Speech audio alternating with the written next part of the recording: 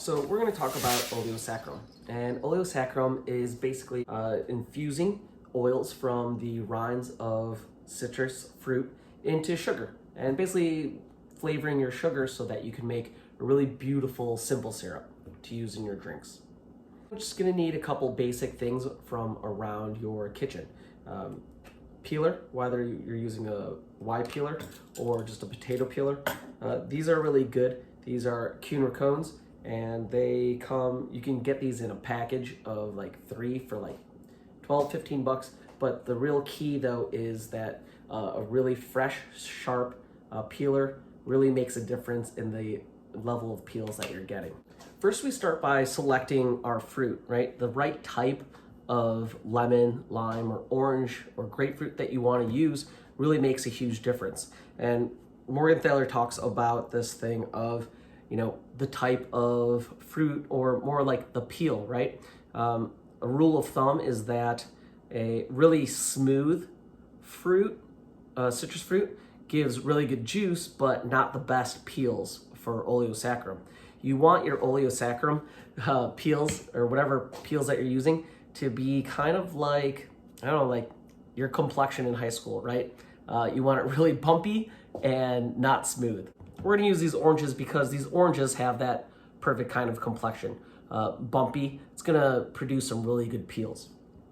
I'm gonna go with the Kuehner cone and working the peels. Basically, you wanna get as much of this exterior part as possible without getting the pith. That's the white stuff inside. So we're just gonna peel, and that's perfect. See how at the very end there's a little bit of white pith, but mostly peel. That's perfect, that's what we want. And no matter how you do it, you wanna get as much peel as possible. How much peel do you ask? Well, there's a lot of like old recipes that will say, the peels of this many oranges or lemons. I'm a detail guy, and I like to go by grams and weigh everything out. So for every 70 grams of peel, I feel like that's a good starting batch for oleosaccharum. So you're gonna end up with these great peels, right? And that's inside there is all the great oils that you see, that flavor stuff. And then you're gonna end up with a pretty much, we call them denuded, piece of fruit. You're probably asking yourself, hey man, oils and peels? Yeah, dude, there's oils in the peels. How can you know that? Well, just by showing you with fire. Did you see that? All those that little flame was shot out by the oils crossing that flame and then catching fire. Really cool, right? So we're gonna take any scale that you might have, and we're gonna weigh that out. And for these 2 oranges, we have 36 grams, so we're gonna peel this other orange. There's so much great flavor in the peels of citrus fruit. That's why a lot of dessert recipes, you'll find them asking for the the zest of orange or lemon or lime. And what we're looking for are those great bright flavor notes and aromas from citrus, right? Boom. Throw in a lemon for good measure.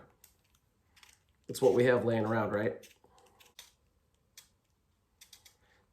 One thing about the peel is that if you do get some of the white pith, it's up to you. It really is a matter of flavor choice, but when you do get bits of the pith in there, you give the opportunity for bitterness to enter into the flavor profile of your oleosaccharum. The exterior oils that are on the exterior equal that rich citrus flavor and aroma. The white part, the pith, this stuff right here, can introduce bitterness into your drinks or into your ingredients. So if you're okay with bitter, do it. But if you're not, really take the time and attention to try and keep that out of the peel. 2 oranges, 2 lemons to get us our 70 grams of peels. So we've got our 70 grams of peels, and it can be just one kind of citrus fruit or a mixture of those. It just really depends on how you want it to taste. Now we have to measure out per 70 grams of peels, we do 225 grams of sugar. So then, using our scale again,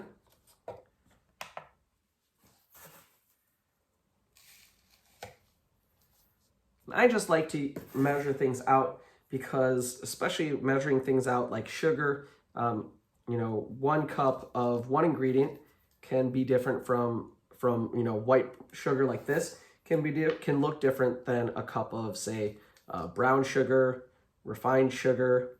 So weight, you can't lie to weight. It's all the same. 225. So here you have sugar and peels. You can change up whatever kind of peels that you want. You can change it up to whatever kind of sugar that you want. But what we need to do is to introduce the sugar into these peels. And by grinding and pushing them into the peels, we're going to pull out those oils, and those oils are going to get pulled into the sugar, flavoring the sugar. So back in the day, they would put these peels into a bowl and pour the sugar on top and just grind it into there. Boom, boom, boom. Really cool thing that Morgenthaler came up with in his method is to vacuum seal it, right? By vacuum sealing it, there's nowhere for that sugar to go except into the peels, naturally pulling out the sugar. And I love it because he's super smart. He said, I'm a lazy guy. I don't want to have to keep grinding this out over like half of a day, right? Let the vacuum seal do the work for you. Cool. So we've got our peels, we've got our sugar, and then we've got a pre-cut bag to vacuum seal all this. It smells awesome. And then pour your sugar over it, right? You're gonna kind of shake it up, try and get as much coverage of sugar all over those peels as possible. It's gonna look a little bit something like that, right? You wanna kind of level it out. Try to maximize the level of surface area that the sugar has to come in contact with the peels. Let me just kind of show you. It's nice and flat like that, right? And then we have just a real basic vacuum sealer that you have at home.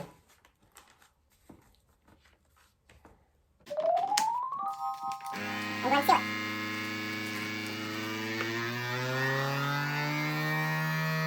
And then there. It sucked out as much air as it can. So now there's a vacuum in there. There in restaurants, there's these like really cool atmospheric vacuum sealers that like actually reduce the amount of oxygen in there. Those are great, but those are also a couple thousands of dollars. This thing was like 30 bucks. And there you go. We have a nice seal. As you can see, those peels right there are vacuum sealed in there. And we're just kind of give it nice kind of melding. And we're gonna let this sit for 4 hours, perfect overnight, and let those sugars pull out the natural flavors of the oil. So guys, just an update. It's probably been an hour since we vacuum sealed the sugar, and you can even tell, see how the oils are starting to seep into the sugar. You can even see the oils there are getting pulled out there, and it's starting to infuse with that. And that's only an hour in. So, you know, we're just letting this do its own work. And the things I've been doing other stuff while this is happening. So it's really perfect for a lazy guy like me. So thank you, Jeffrey Morgenthaler.